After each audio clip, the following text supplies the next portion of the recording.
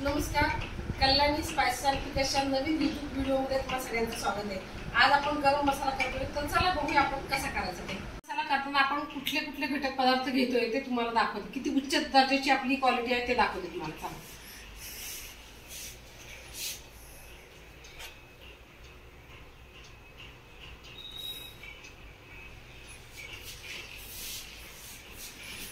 खरं तर गरम मसाला ग्राइंड करताना तो तसाच्या तसंच करतात, त्याला गरम भाजायची वगैरे गरज नसते, पण आपण थोडासा त्याला गरम करून घेतोय जेणेकरून त्याचं मॉइश्चर निघून जाईल आणि तो जास्तीत जास्त टिकायला मदत होईल। त्याचा अरोमा खूप काळपर्यंत जशाच्या तसा राहील। चला आता आपण गरम मसाल्यातल्या ज्या जिन्नस आहेत त्याचं सगळ्याचं परफेक्ट वजन करून घेऊया।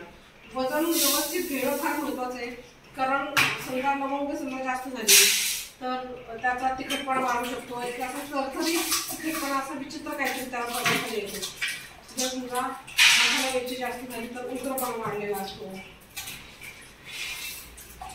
तर त्यामुळे सगळे जे जिन्नस आहेत ते आपल्याला व्यवस्थित त्या प्रमाणात वजन करून घ्यावे लागतात।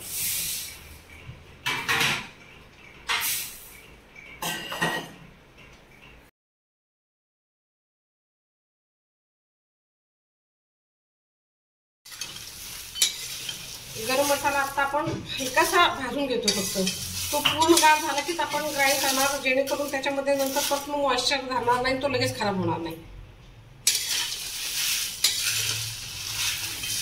मसाला ग्राइंड करून घेऊ आता आपण। आपली स्वतःची मसाल्याची गिरणी आहे, त्यामुळे पूर्णपणे हायजीन पाळून आपल्या सगळे मसाले व्यवस्थित केले जातात।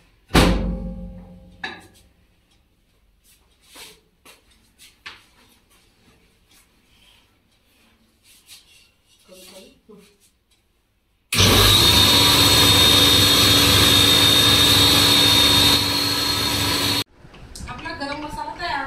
तुम्ही आपला गरम मसाला वापरून बघितलाय का? आणि आपल्या गरम मसाल्याने तुम्ही कुठले कुठले पदार्थ वापरून बघितलेले, करून बघितलेले ते मला कमेंट मध्ये नक्की सांगा, म्हणजे ते मला वाचायला आवडेल।